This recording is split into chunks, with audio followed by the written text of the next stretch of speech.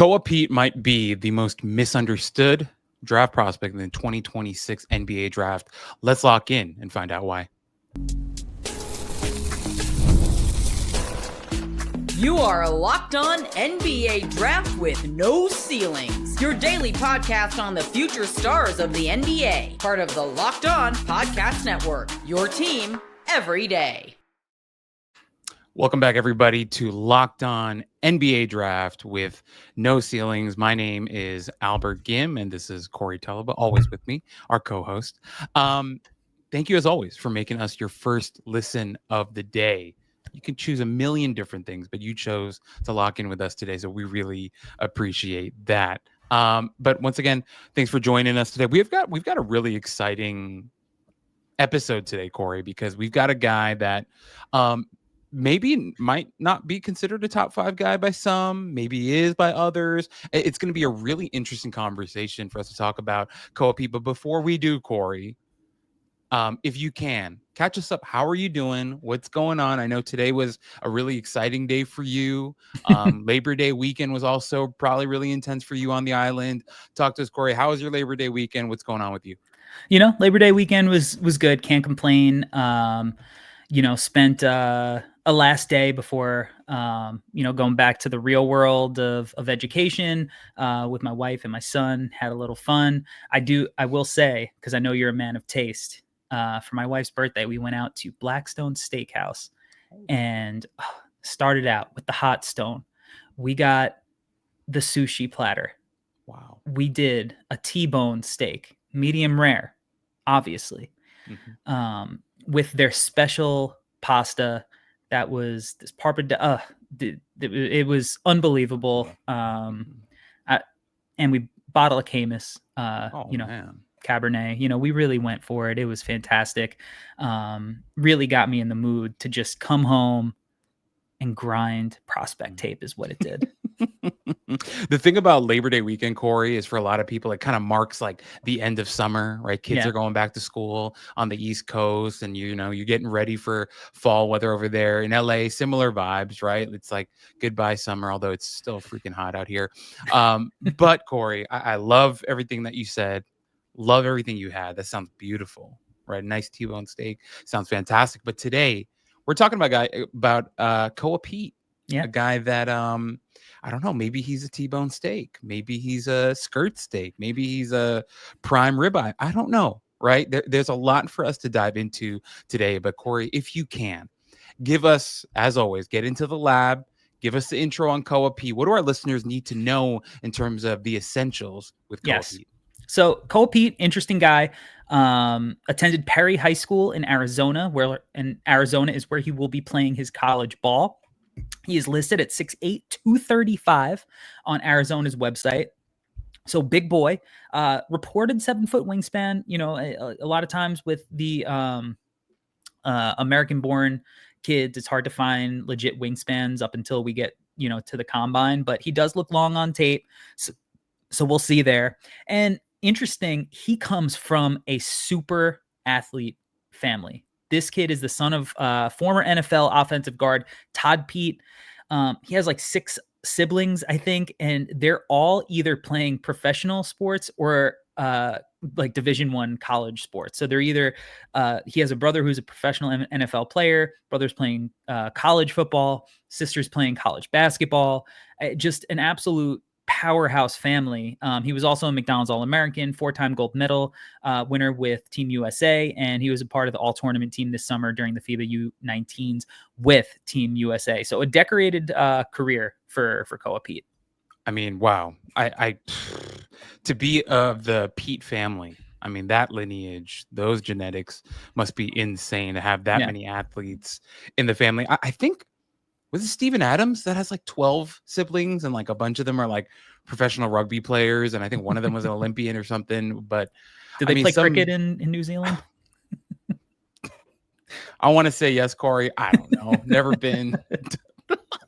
You and I are not super tapped into the cricket scene. But the Koa Peat family, super athletic, right, Corey? And it's funny that you mentioned that his dad was a professional football player, because to be honest, there are some some football vibes to Koa Yeah. Peat's game. At least, that is kind of the narrative that we're seeing a little bit on the internets, right? People Totally. saying Koa Peat bruiser, right? And so this is where I wanted to start, Corey, because my cold open today was that I think he might be the most misunderstood prospect, right? That there might be some misconceptions with his game. And so, Corey, I wanted to ask you first, in terms of Koa Peat's role on offense on the NBA level, not even college, the NBA level, when we're looking forward to what he's going to look like as an NBA player. For me, Corey, I saw your tweet that you posted. Man, I think this was a couple weeks ago, actually, about Mhm. Kobe's game.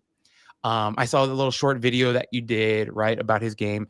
And when I did the film breakdown of his game, I felt very similarly to you, where I did feel like, and to kind of get into the nitty gritty now a little bit for our listeners, I do think Koa Peat is a very skilled player. And so I wanted to kind of get your take, Corey. How do you view Koa Peat's offensive role in the NBA? What type of offensive player do you think he's going to be and asked to be on that level?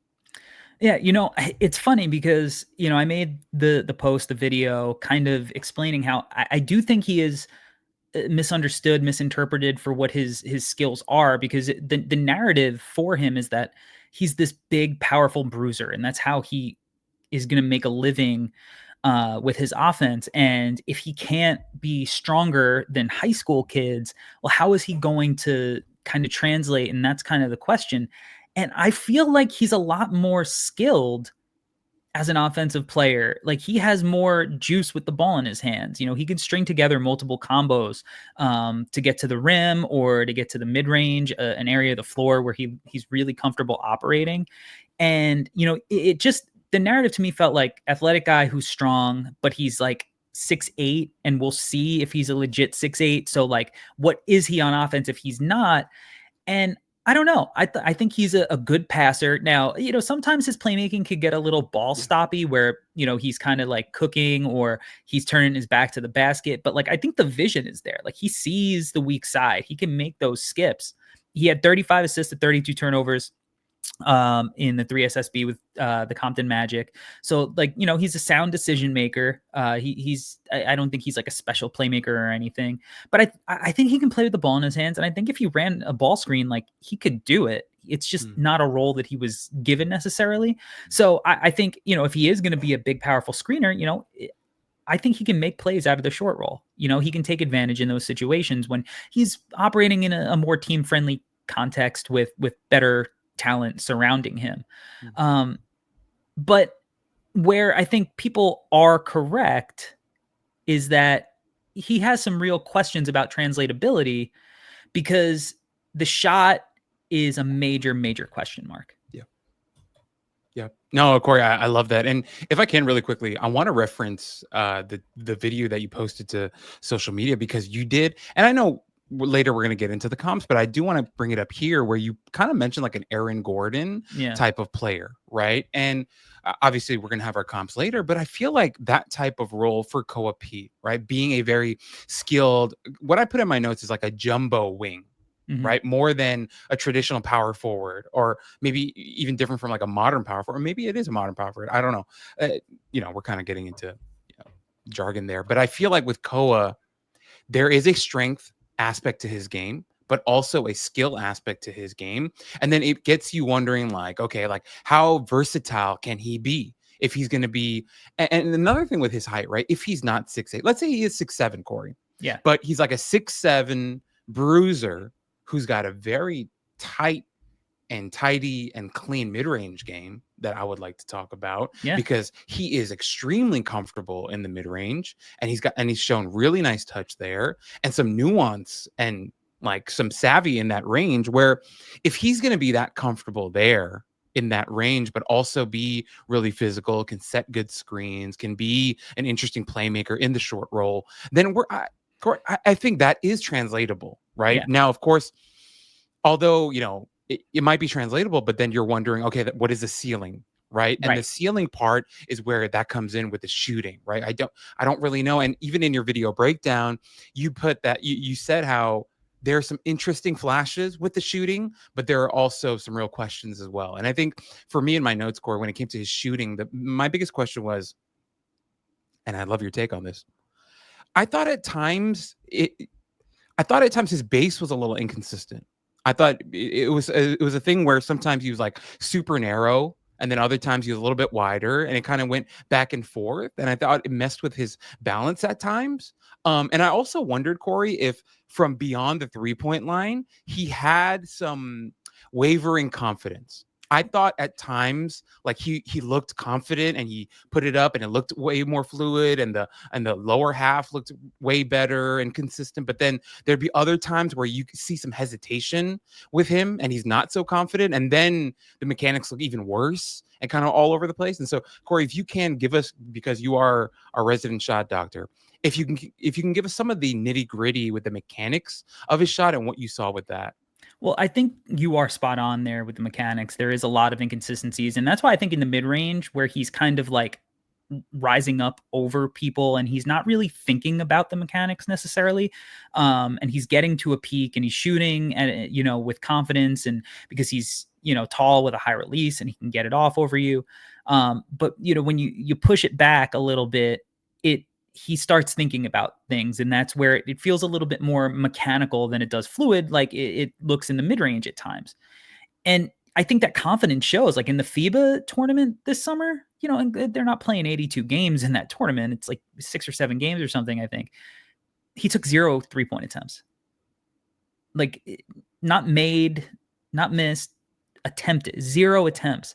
That's tough, especially when like shooting is such a requisite skill for the modern NBA. Now, he didn't have a ton of high school film on Synergy. The Compton Magic film, he was 29% on around 2 attempts a game. And again, like it's noisy. And, that's probably where he's going to be around, but it's just like the confidence, like just if he can get it up at a higher volume. And it's similar. We've touched on this. We've mentioned Amen Thompson and how we were, we were skeptical about any kind of shot translating, because he was so afraid to take them, in the OTE.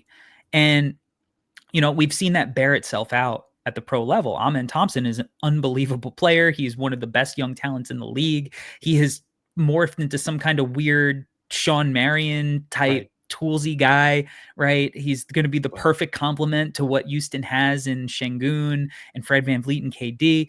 But he doesn't have that X factor that's going to make him a super duper star. Right. And for Koa Peat, he doesn't have the same athletic tools that Amen has. He's a really good athlete. He's strong. He's powerful. He finishes through contact. Very right hand dominant with his finishing, but like ultimately he doesn't have those same explosive traits that Amen does. Even if he does have some bounce, because Amen is a special athlete. And so he's going to have a threshold of shooting, I think, that he reaches to kind of carve out a real solid role for him at the next level. Corey, I think the point of the confidence, right, and putting them up is really important. But I wanted to ask you, sorry, as a follow-up really quickly.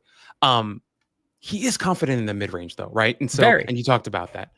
What is from your experience, right? How relatable or translatable do you think that is? Like, if you have a guy who's really confident and also effective in not just the confidence piece, but is also efficient and effective in the mid-range, how often do you think that actually translates out to 3-point range? Because you do have guys like, I think the perfect example is like a DeMar DeRozan, right? A guy who was a killer in the mid-range, grew with his outside shooting, but also like it never became like a huge staple of his game even now, right? Where he doesn't have huge volume as a 3-point shooter.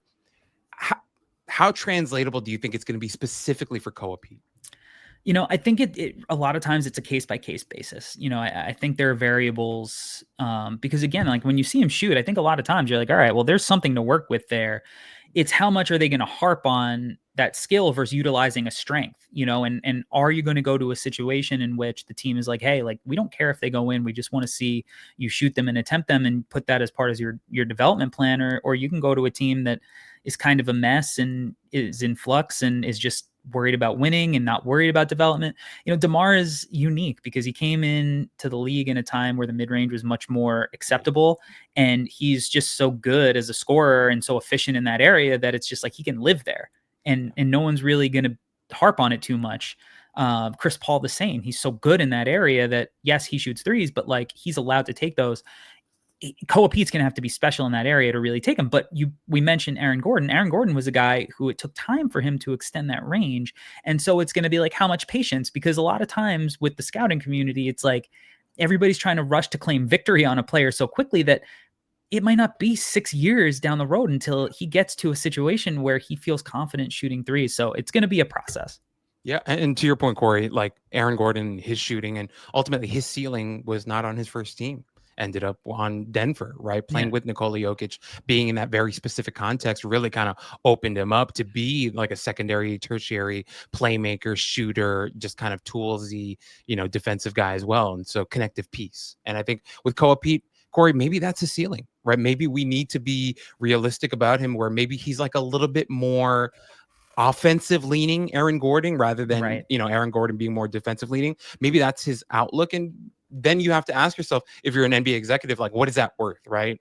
Where do we take a guy like that who can be like a mid-range killer, but also like you're going to have some real questions about his outside shooting, and then his passing is good, but not like incredible. Can we develop that to where he becomes an even better playmaker? I think is the question. And ultimately for us, Corey, I think we're both landing in a place of this being the preseason and us not having a definitive answer for our listeners, right? But we are excited about the type of offensive player he could become, but there are some serious questions. And when it comes to the defensive side as well, I think we're going to have some similar questions as well. But before we get into the defense, we're going to get into a little word from FanDuel.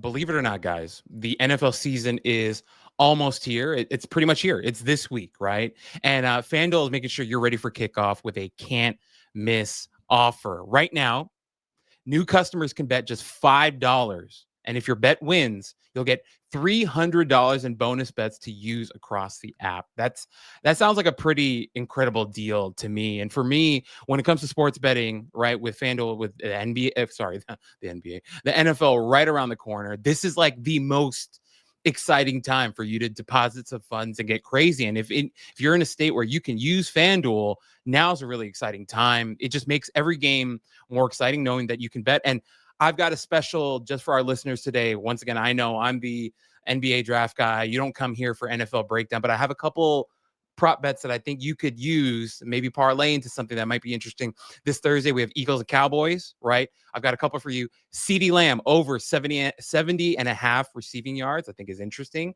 Dak over 246 and a half passing yards. Jalen Hurts over 0.5 rushing or receiving TDs. If you parlay that together with, I don't know, something else that you're interested, I think those can be a winner. It's really simple. It's really easy. Ultimately, if you're ready to play, download the FanDuel app now by visiting FanDuel.com to get started. That's FanDuel.com to place your first $5 bet today. All right, Corey, we are back, and we're going to get into the defense, right? Yes. I don't know. Sometimes defense feels like the less glamorous part of a breakdown, but hey, defense wins championships. Go ask the OKC Thunder, right? They were incredible defensively. The Indiana Pacers were incredible defensively. So really important. But Corey, wanted to ask you, Koa Peat. So before I ask you, actually, Corey, let me give you kind of my side of things with Koa Peat.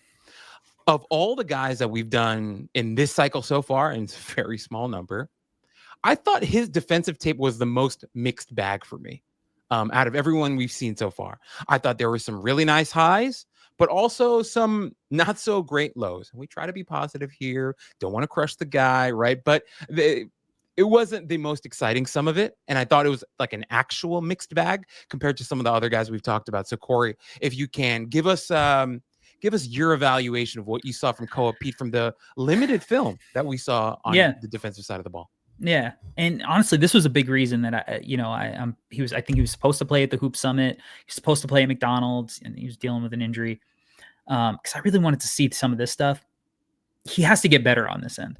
Yeah. Talk about the family that, the athletic traits and what he's been born into. This kid should be a monster defensively. And I just don't think he's very aggressive as a defender. Like like you said, mixed bag, because there are tools that are there and they show up sometimes. Like, if he's guarding up, and I don't think he can guard centers. Like Malachi Marino was giving him the business. Yeah. Even like Nick Bondolo was kind of like giving it to him a little bit, when he got down low, because he's just not long enough, even if he has good length, and he's not strong enough, even if he's strong for his size, like to really move those guys in battle. And he also doesn't play with the force. But then on the perimeter, he also doesn't sit in a stance. He's like very upright, and he doesn't dictate the possession. He kind of lets the ball handler decide what is going to happen. And so he's not like near. I don't see the aggressiveness that I need to see from him to be a two-way player, because you mentioned a more offensively tilted Aaron Gordon. Like Aaron Gordon at the end of his Magic stint was getting busy offensively, right? But he needed to scale that down and then really add the value defensively on top of the skills that he had offensively to bring his true value. And like, I think Koa Peat is super undisciplined. He can get lazy where he's like closing out with flybys. He could be sloppy on closeouts. He helps off the strong corner, doesn't close out with high hands. He loses his man off the ball. He doesn't have nearly the stock numbers that you kind of want from a guy like him, right? And like, he can block shots, but a lot of times it's when like he's guarding kind of like a power forward-y guy in the post, and he just kind of bodies up and blocks him from a standstill. But he doesn't like have like the one-step vert, like let me just go get it. With a runway, he gets up and he can have some exciting defensive like event creation. But I think he's got to try to make guys uncomfortable way more often than he does. He is like too strong and talented athletically, with a special blend of like that strength and athleticism. He should be getting in guys' chest, poking balls away, and just being a beast. And I don't see it enough. And like the offensive tools are super intriguing, right? Yeah. The defensive tools should be as intriguing, and they aren't yet. Yeah. I want to put this in the right way. Corey, I think, emphasis on think. In a couple of years, we might come back to this episode and be like, oh, I'm really glad we noticed these things, and I'm really glad that he decided to work on them. This is where I'm leaning right now, Corey. I'm with you. I did not like a lot of what I saw, and what I wrote in my notes specifically, I actually want to read them to you. What I wrote here was, he's the most high school defender of all the high school defenders we've seen so far. Yeah. Right, in this class, where a lot of his tape was kind of, man, I don't want to say that he's like lollygagging or like taking it. It's not that. He kind of does sometimes, though. Yeah, but it's also, no, you're right. But also some of it was just like, damn, bro, just like, can you be a little bit more locked in? If we had a little bit more buy-in from you, this would be great. Because another thing that I wrote in my notes is like, I actually think the skill set and the tool set is good. There were some games, I can't remember the name of the team. It was like one of those like smaller schools, but there was this kid that he was going up against. I think his name was like Whittington or something. I don't remember the last name, but it was a bigger guy. I think he looked at least 6'10". And Koa Peat actually was like getting into him physically. I was like actually standing him up, right? And I was like, oh, this is nice. Like this, when I'm watching here, is nice. But then you also mentioned the Moreno stuff and some of the other bigs that he went against, and they kind of took him to school, to be totally honest, right? And it wasn't the best film. And so for me, the point that I'm trying to get to, Corey, is that I'm hoping that in a couple of years he looks very different from what we saw. And I think because he's got the skill set and the tool set, it is a reality that we might actually see.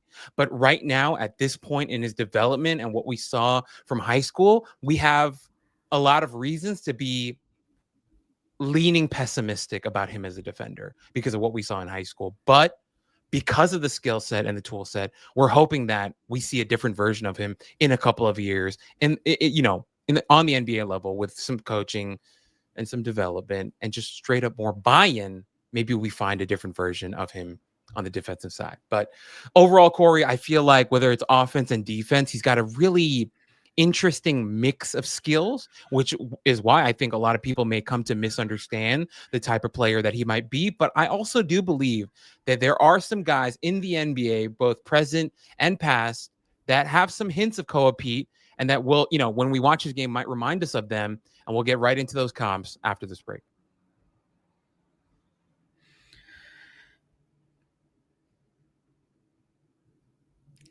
All right, we're back, and Koa Peat, interesting guy, interesting player, right? We've already kind of gotten into it a little bit here, but Corey, for me, doing his comp was tricky. It really was tricky, and I love that we it was a hard one, and I kind of like that we anchored this pod with your Aaron Gordon comp a little bit there, but I'm sure you've got more guys that you want to talk to. So Corey, give us your comps for Koa Peat.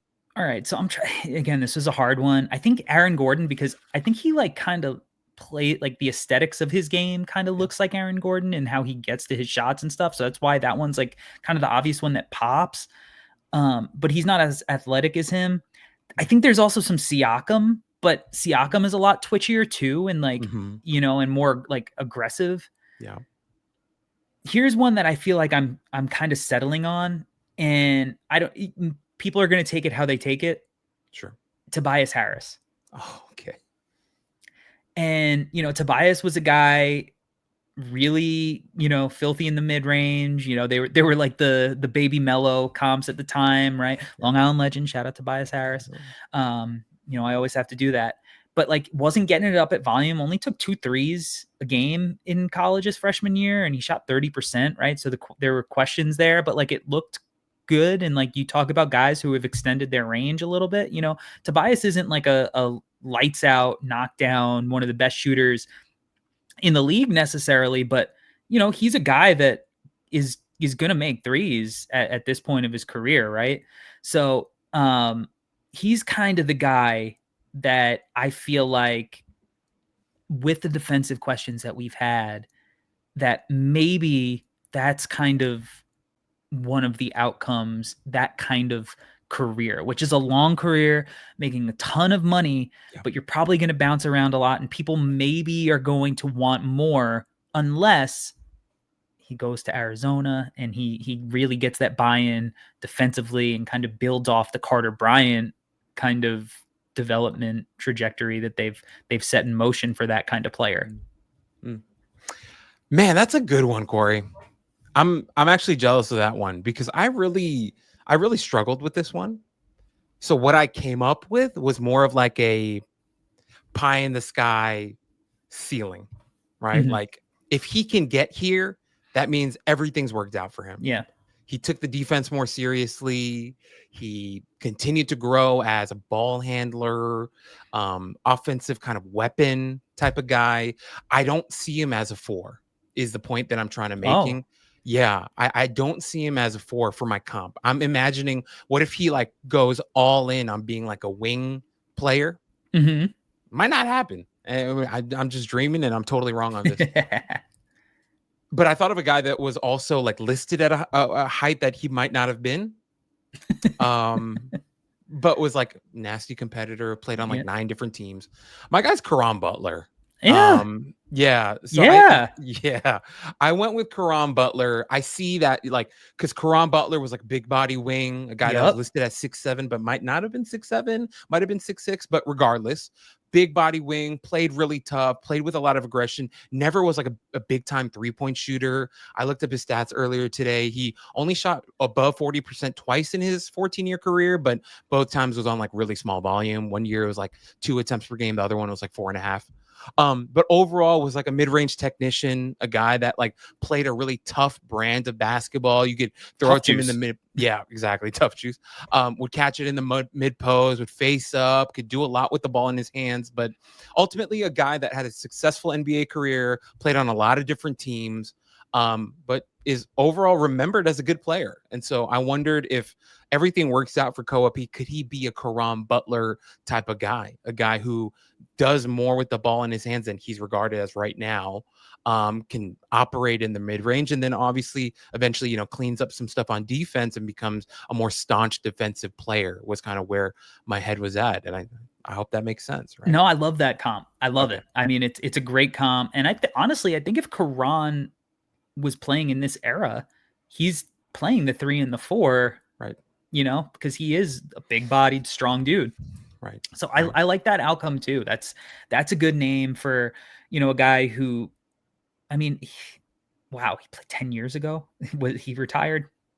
It's pretty crazy to think. Doesn't seem like that long ago. Yep. He still seems a little more modern playing with those Washington teams, and and geez, being a part of the Shaq trade, right? Like, yeah, but like that kind of young player brought value back, right? As part, right. With Lamar Odom as well, obviously.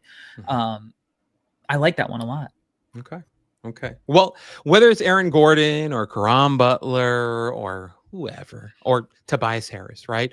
I think, Corey, we're pretty interested in the outlook for Koa Peat and what type of player he'll be for Arizona. But as always, we want to appreciate and thank you guys for making us your first listen of the day. We've got a million different shows on the Locked On Network for you to get into, the NBA show as well, and NFL season's right around the corner, so find your team and lock in. But as always, thank you for joining us. We're so excited to come at you with our next episode. That's going to be a lot of fun too, a very interesting prospect that we think you guys are really going to enjoy listening about. But as always, I'm Albert, he's Corey. Thanks as always.